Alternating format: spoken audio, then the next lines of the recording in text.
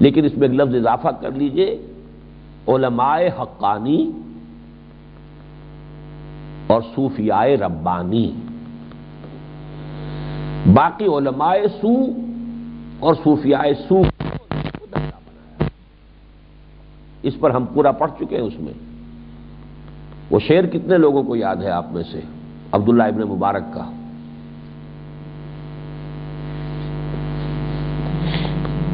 پڑھا تھا کہ نہیں؟ ہاتھ اٹھائیں جنہوں نے یاد کیا ہو۔ علامہ صاحب کو تو یاد ہے، یہ اپنے حلقے میں علامہ صاحب کہلاتے ہیں تو ان کو تو یاد ہونا ہی ہے، اور بس خلاص۔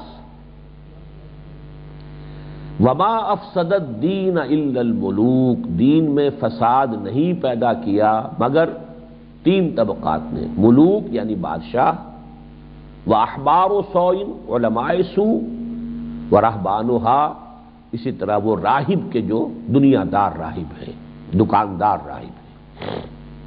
اور اس پہ اقبال کا شعر کتنوں کو یاد ہے؟ اقبال نے اس کی ترجمانی کی ہے، یہ آپ کو ہے؟ کچھ ہے بس کیا باقی نہ رہی تیری وہ آئینہ ضمیری، اے کشتہ ملائیو سلطانیو پیری۔ وہی تین چیزیں، ملا، پیر اور سلطان، ملوک، احبار و سوئی و رہبانھا۔ لیکن یہ اس کا نیگیٹو ایسپیکٹ ہے، میں اس وقت پازیٹو بات بتا رہا ہوں۔ اس وقت کس لیول پر کنٹریبیوشن ہے علماء اور صوفیاء کی؟ علماء ان چیزوں کے بارے میں معلومات فراہم کرتے ہیں، اس کے ظاہر سے زیادہ متعلق گفتگو کرتے ہیں۔ صوفیاء ان چیزوں کے اندر ایک باطنی لذت، حلاوت اور ایک خلوص اور اخلاص پیدا کرنے کی کوشش کرتے ہیں۔ اور سب سے مبارک لوگ وہ ہوتے ہیں کہ جو صوفی بھی ہو، عالم بھی ہو، دونوں چیزیں جمع ہو جائیں تو پھر یہ کہ ان کا حلقہ بس وسیع ہو جائے گا افادیت کا، صوفی بھی ہو، عالم بھی ہو۔ اور پچھلے زمانے میں کسی کو تصوف میں مرید ہی نہیں کیا جاتا تھا جب تک کہ وہ تحصیل علم مکمل نہ کر لے، فارغ التحصیل کو صرف سلوک شروع کرایا جاتا تھا، ورنہ نہیں۔ آج کل یہ ہے کہ بہت بڑے بڑے مرشد ایسے بھی ہیں کہ جنہوں نے خود جو ہے علم دین حاصل نہیں کیا ہوا ہے، تو یہ تو اصل میں ہر چیز جو ہے اس کے اندر تنزل پیدا ہو گیا تو اس کے ہے۔ لیکن اس وقت جو بات سمجھنے کی ہے وہ یہ ہے کہ اس لیول پر علماء اور صوفیاء ہمیشہ سے کام کر رہے ہیں، اور آج بھی چاہے تعداد میں مقدار میں کم رہ گئے ہیں علماء حقانی اور صوفیاء ربانی، وہ یہ کام کر رہے ہیں۔ سیکنڈ لیول پر یعنی دعوت و تبلیغ۔ اب آپ کو کچھ اگر یاد ہے جو چیزیں ہم نے کچھ پڑھی ہیں تو آخر اس سے تو مجھے اندازہ تو ہونا چاہیے گا چیزیں ذہن نشین ہو رہی یا نہیں ہو رہی۔ دور صحابہ میں تو ہر صحابی داعی بھی تھا، مجاہد بھی تھا، مرد میدان بھی تھا، مبلغ بھی تھا۔ دور صحابہ کے بعد یہ کام کیا ہے یا صوفیاء نے یا تاجروں نے۔ ہندوستان میں اور یہ جو ایسٹ انڈیز کے جتنے جزائر تھے ان سب میں اسلام تاجروں کے ذریعے پہنچا۔ ہندوستان کا جنوبی حصہ، مالابار کا ساحل، گجرات کا علاقہ، یہ سارا ساحلی علاقہ جو ہے یہ گجرات سے تھا اصل میں، تو سارا جو تجارت وغیرہ کا ہوتا تھا، اسی لیے شاید آپ کو معلوم ہو کہ یہ پورا علاقہ سندھ میں شامل تھا پہلے۔ سندھ، گجرات اور بامبے یہ سب ایک پروونس تھے۔ تو یہاں تاجر آتے تھے، تاجروں کے ذریعے سے اسلام پھیلا، اور پھر یہ کہ یہاں سے سیلون سے پھر آگے یہ جاوا، سماٹرا جو اب انڈونیشیا، ملائیشیا جو ہے، یہ سب جو ہے تاجروں کے ذریعے، صوفیاء اور تاجروں کے ذریعے سے یہ کام ہوا ہے۔ البتہ موسٹ ریسنٹلی اس میں تبلیغی جماعت نے ایک بڑے پیمانے پر کام شروع کیا۔ یہ اس 20ویں صدی کا ایک اسپیشل فینومینن ہے۔ Starting from the late 20s، 1925-26 سے یہ کام شروع ہوا ہے۔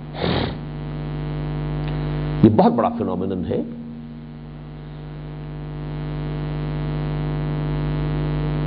سمجھ رہے ہیں آپ؟ لیکن اس میں کیا ہے، اس کے بھی پازیٹیو پوائنٹس بھی نوٹ کیجئے، نیگیٹو بھی۔ پازیٹیو پوائنٹس تو اس کے یہ ہے کہ نمبر ایک، انہوں نے وہ تصور ختم کر دیا کہ تبلیغ کے معنی ہے صرف فرقے وارانہ تبلیغ، مسلک کی تبلیغ۔ اہل حدیث تبلیغ کرے گا تو اپنے مسلک کی کرے گا، اسلام کی نہیں۔ بریلوی تبلیغ، بہت بڑی تبلیغی کانفرنس ہو رہی ہے، اس میں کیا ہوگا؟ بریلویت کا پرچار ہوگا۔ تو ایک طویل عرصے تک ہمارے ہاں تبلیغ رہ گئی تھی صرف فرقے وارانہ تبلیغ، انہوں نے اس سے بلند کر دیا، کسی فرقے کی بات نہیں ہوتی تبلیغی جماعت میں۔ It's a big positive point. ہمیں ہر جگہ پر کسی بھی شے کے اندر جو پازیٹیو پوائنٹس ہے اس کو بھی سمجھنا چاہیے، جو کمی ہے، نیگیٹو ہے، کوتاہی، اس کو بھی سمجھنا چاہیے۔ Second big positive achievement, Tablighi Jamaat سے پہلے مبلغ تنخواہ یافتہ ہوتے تھے، پیڈ مبلغ۔ اب ظاہر بات ہے اس میں پھر ساری خرابیاں آتی ہیں، کام کم کرنا، رپورٹیں زیادہ بھرنا۔ You have to justify the salary and the remunerations that you are getting. انہوں نے پہلی مرتبہ کیا اپنا کھاؤ اپنا خرچ کرو، سیلف سپانسرڈ۔ یہ دو بہت بڑی اچیومنٹس ہیں، بہت بڑی اچیومنٹس۔ اب نیگیٹو پوائنٹس نوٹ کیجیے۔ نمبر ایک یہ کہ اس تبلیغ کا محور قرآن نہیں ہے، جبکہ تبلیغ کا مرکز و محور قرآن ہونا چاہیے۔ ہمیں جو ان سے اختلاف ہے بیسک یہ، قرآن کہتا ہے انذر بہی بشر بہی ذکر بہی، قرآن کے ذریعے تذکیر کرو، قرآن کے ذریعے انذار کرو، قرآن کے ذریعے تبشیر کرو۔ یہاں قرآن کا تذکرہ ہی نہیں۔ نمبر دو، یہ تبلیغ کے دو لیولز کو بالکل اگنور کر رہے ہیں، نہ ہائر انٹلیکچوئل لیول پر، اور یہ ہماری نشست ثانیہ کا پوائنٹ ہے مین، وہ وہاں ڈسکس کر چکے ہیں، اور نہ مناظرہ۔ مناظرہ ہم بھی نہیں کر رہے، لیکن یہ کہ ہم بہرحال تسلیم کرتے ہیں کہ یہ ایک چیز ہے، اس کے لیے اسپیشلائزڈ ٹریننگ کی ضرورت ہے، لیکن ہم جو ہے اس کو دو لیولز کے اوپر، عوام الناس کی سطح پر بھی، اور نمبر دو خاص طور پر کوشش ہونی چاہیے جو انٹیلیجنسیا ہے، جو تھرو ہیڈ اپیل کیے جا سکتے ہیں، they can be approached only through their intellects، ان کے لیے بھی we have to cater for them۔ تو دوسرا ہمارا پوائنٹ کیا ہوا کہ یہ صرف ایک لیول پر، درمیانی لیول پر انہوں نے فوکس کیا ہے۔ تیسرا ہمارا ان پر کیا ہے چارج، فضائل کی تو تبلیغ ہے، نہیں عن المنکر بالکل نہیں۔ یہ گویا کہ گاڑی کے دو پہیوں میں سے ایک کو انہوں نے ساقط کر دیا ہے، اس کا کسی کو حق نہیں پہنچتا۔ قرآن میں جہاں بھی اصطلاح آئی ہے دونوں الفاظ ساتھ، at least at 9 places in the Quran، یامرون بالمعروف وینہون عن المنکر۔ آپ بھی کم سے کم وہ مقام تو پڑھ چکے ہیں سورہ لقمان، یا بنی اقم الصلاۃ وامر بالمعروف وانہی عن المنکر۔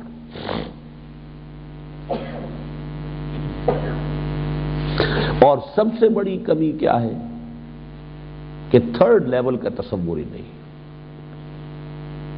دس is the biggest shortcoming. 4 points note کر لیے آپ نے۔ پازیٹیو پوائنٹس، نمبر 1، تبلیغ کو فرقے واریت سے بلند کیا۔ نمبر 2، تبلیغ کو تنخواہ یافتگی سے اٹھا کر سیلف سپانسرشپ کے اوپر بیس کیا۔ Negative points, they are bypassing Quran, number 1. Number 2, they are focusing only on the common emotional level. ignoring the intellectual level. Number 3, امر بالمعروف کسی درجے میں ہے، فضائل کے درجے میں، لیکن نہیں عن المنکر بالکل نہیں ہے۔ نمبر 4، تیسرا تصور سرے سے نہیں ہے، جو اوپر کا تھرڈ منزل ہے۔ اب اس تھرڈ منزل کے بارے میں گفتگو کرنی ہے۔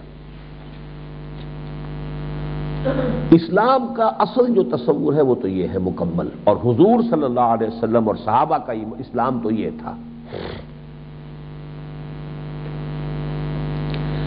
لیکن جب اسلام کا، جیسا کہ ہم نے وہ مضمون پڑھا تھا قرآن اور جہاد، اس میں جیسے رفتہ رفتہ قرآن بھی بیک گراؤنڈ میں گیا اور جہاد کا بھی مفہوم بدلتا چلا گیا، ملوکیت کا دور آ گیا، یہ تصور ذہنوں سے اوجل ہوتے ہوتے وہاں تک آ گیا، وہ جو اسلام کا تصور ہے۔ لیکن یہاں سے اب ایک ریوائول شروع ہوا ہے۔ This 20th century, at least after its first quarter, 1925 کے بعد سے this is the century of the revival of Islam.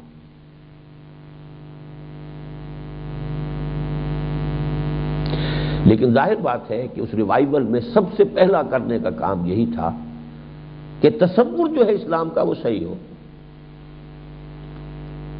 And now I am focusing only on the Indian subcontinent. اس تصور کو زندہ کرنے والا شخص اقبال ہے کہ اسلام دین ہے، مذہب نہیں ہے، اسلام میں سیاست بھی ہے، اسلام میں معیشت بھی ہے، جدا ہو دین سیاست سے تو رہ جاتی ہے چنگیزی۔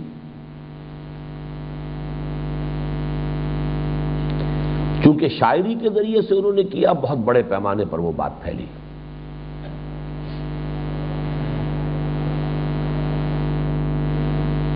جہاد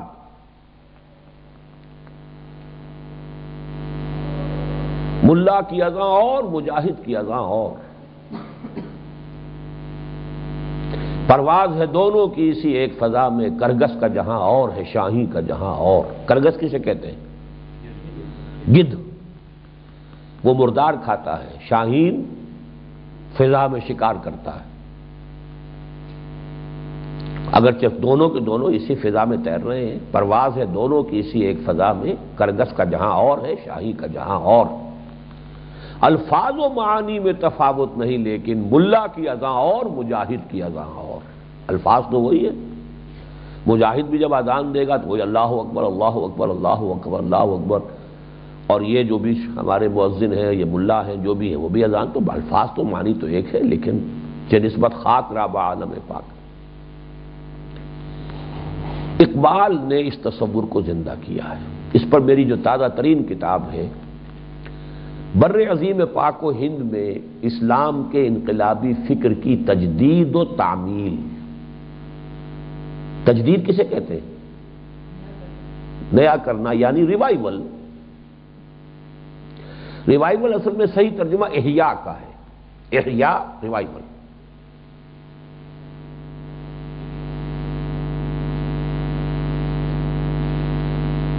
رینیساں کہہ سکتے ہیں، رینائسنس، تجدید۔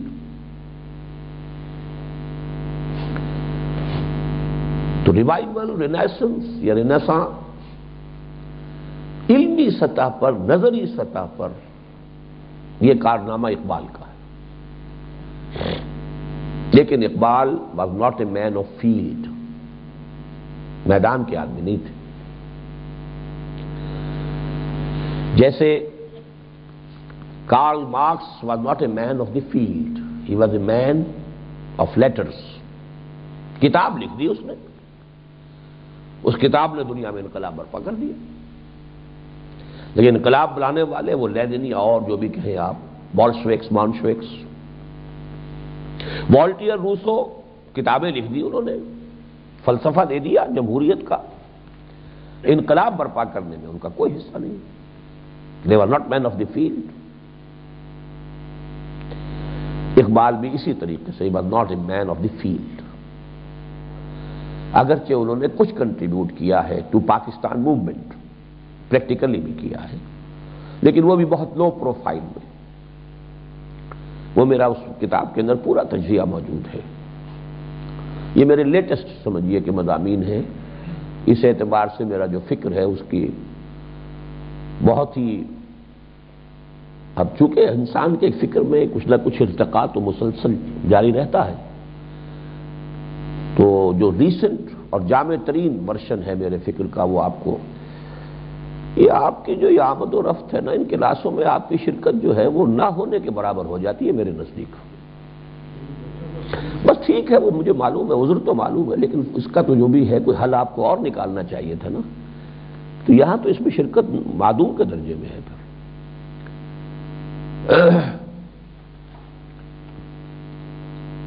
تعمیل کے لیے جو پہلی کوشش ہوئی ہے وہ ابوالکلام آزاد نے 1913 میں حزب اللہ قائم کی۔ 1913،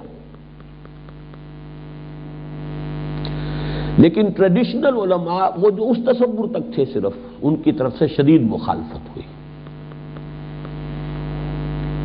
کچھ اور بھی اسباب تھے۔ He left the field after 1920، he just shifted, وہ صرف ایک پولیٹیکل آدمی بن گئے، اور اسلام کے لیے اس اقامت دین اور جہاد، اس کا جو راستہ انہوں نے اختیار کیا تھا اس کو انہوں نے خاموشی سے چھوڑ دیا۔ اس کے بعد مولانا مودودی میدان میں آئے۔ انہوں نے 1941 میں جماعت اسلامی قائم کی۔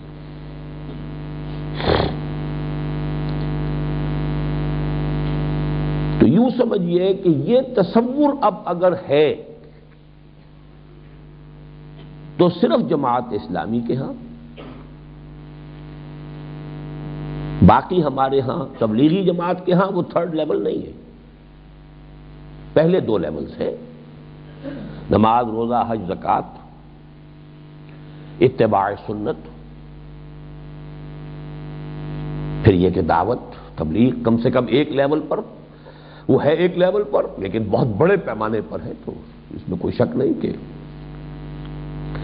باقی جو مذہبی جماعتیں وہ صرف اسی لیول پر ہیں، وہ تو علماء کی جماعتیں ہیں، تو علماء کا تو کام ہی فرسٹ لیول تک ہے، باقی ان کی سب سیاست ہے، پاور پالیٹکس ہے۔ یہی وجہ ہے کہ وہ کبھی پیپلز پارٹی کے ساتھ ہیں، کبھی نواز شریف کے ساتھ ہیں، کبھی اس دائیں ہیں، کبھی بائیں ہیں، تو ظاہر بات ہے کہ ان کا تو جہاں تک تصور مذہب ہے وہ تو ہے ہی صرف وہاں تک۔ یہ چیزیں اس لیے میں آپ کو بتا رہا ہوں کہ آپ کو انسائٹ حاصل ہو کہ کیا وجہ ہے، کیوں وہ لگے ہوئے ہیں، کیوں مولانا فضل الرحمان صاحب جو ہیں وہ پیپلز پارٹی کے ساتھ ہیں یا کسی اور کے ساتھ ہیں۔ اس لیے کہ ان کا تصور اپنا تو وہیں تک ہے، صرف علماء کی جماعت ہے، چاہے وہ علماء دیوبندی ہو، چاہے بریلوی ہو، چاہے اہل حدیث ہو، اس سے آگے ان کا کانسیپٹ نہیں ہے۔ ان میں جو اچھے ہیں وہ اچھا کام کر رہے ہیں کہ یعنی علماء حق حقانی ہے، لیکن رہے گا تو وہ فرسٹ لیول تک، تصور جتنا ہوگا اتنا ہی کام انسان کرے گا عملاً، اس سے آگے تو نہیں جا سکتا۔ نمبر دو جو ہے تبلیغی جماعت وہاں تک آئی ہے، تو اس وقت اصل میں ہمارے اور جماعت اسلامی کے مابین یہ تھرڈ لیول قدر مشترک ہے فکری سطح پر۔ تصور دین بالکل وہی ہے، یہ جو بھی تصور دین میں نے یہاں بیان کیا، اس میں آپ یہ تو کہہ سکتے ہیں کہ خاکے میں رنگ میں نے کچھ زیادہ بھرا ہے، اس کو مرتب کر دیا ہے، اس کے کچھ لوازم مزید بیان کر دیے ہیں۔ بیسیکلی مجھے سب سے پہلے یہ ملا ہے مولانا مودودی کی کتابوں سے، خاص طور پر اگر پن پوائنٹ کریں گے تو شہادت حق ان کا ایک کتابچہ جو ہے بہت ہی مختصر، 1946 کی تقریر ہے ان کی۔ ایٹ دی ایج آف 19، میں جب 19 برس کا تھا 1951 میں نے اس وقت اس تصور کو اپنایا ہے، اور الحمدللہ آج تک اس پر میں کاربند ہوں۔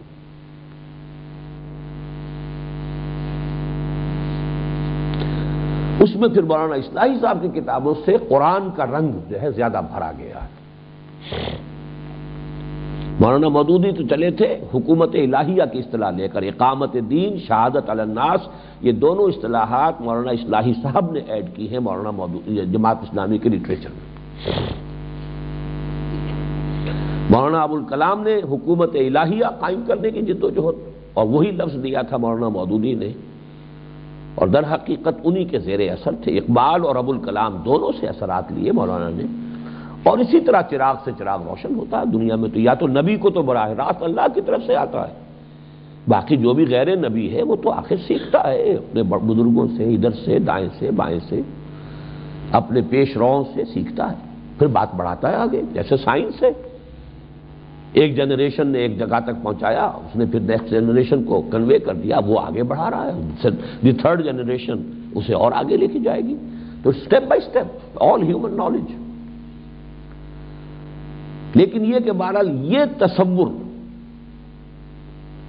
یہ مشترک اگر ہے اور اس کے حامل اگر ہیں تو وہ صرف یا جماعت اسلامی یا تنظیم اسلامی۔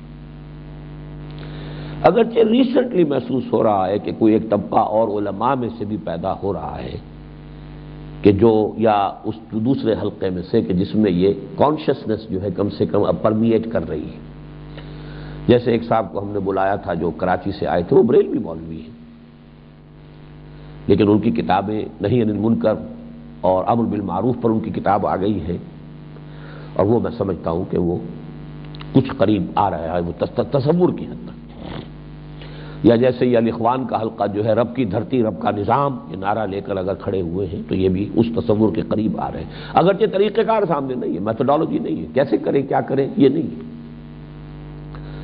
بہرحال یہ تصور جہاں تک ہے یہ فرائض دینی کا، میں نے آپ سے عرض کیا کہ اس میں جو بیسک سٹرکچر ہے وہ مشترک ہے ہمارے اور مولانا مودودی کے درمیان، جماعت اسلامی کے درمیان۔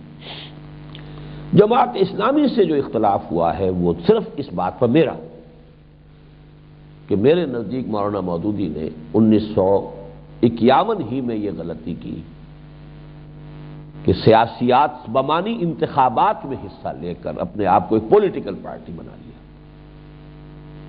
ورنہ اس سے پہلے انہوں نے جو مہم چلائی تھی دستور اسلامی کی، قرارداد مقاصد جس کے نتیجے میں پاس ہوئی ہے، وہ ایک بڑی اچیومنٹ تھی، اور مسلم لیگیوں نے سپورٹ کیا تھا۔ مولانا شبیر احمد عثمانی تو مسلم لیگی تھے، قائد اعظم کے لیفٹیننٹ رہے، معاون رہے، انہوں نے سپورٹ کیا، اس لیے کہ چونکہ جماعت اسلامی اس وقت تک پولیٹیکل اوپوننٹ نہیں تھی۔ When Jamaat came in the field as a political opponent, as opposition، اب گویا کہ ان کی بات جو ہے وہ ایک سیاسی مسئلہ بن گئی۔ بہرحال یہ ہے اصل میں جس پر پھر میں نے وہ مفصل کتاب لکھی تھی جو تحریک جماعت اسلامی، ایک تحقیقی مطالعہ، جس کے بنا پر پھر میں نے کوشش کی تھی کہ جماعت اسلامی اس غلطی کا احساس کر لے اور اس راستے کو چھوڑ دے، لیکن بہرحال نہیں، وہ آج تک اس نے نہیں چھوڑا ہے۔ حاصل کیا ہوا کیا نہیں ہوا اس لیے تفصیل میں جانے کی ضرورت نہیں ہے، وہ آپ کو، لیکن یہ کہ یہ جو اگر آپ سب نے لیا ہے تو اس کے جو پہلے 24 صفحے ہیں وہ اب آپ پڑھ لیجئے گا اپنے طور پر کہ جماعت اسلامی سے تنظیم اسلامی کا یہ مرحلہ کیسے پھر طے ہوا ہے۔ یہ اس کے پریفیس میں جو اس کا ہے مقدمہ، اس میں اس کی پوری تفصیل درج ہے۔ فرق ہم نے کیا کیا ہے کہ مولانا مودودی نے جماعت اسلامی بنائی تھی ایک کانسٹیٹیوشنل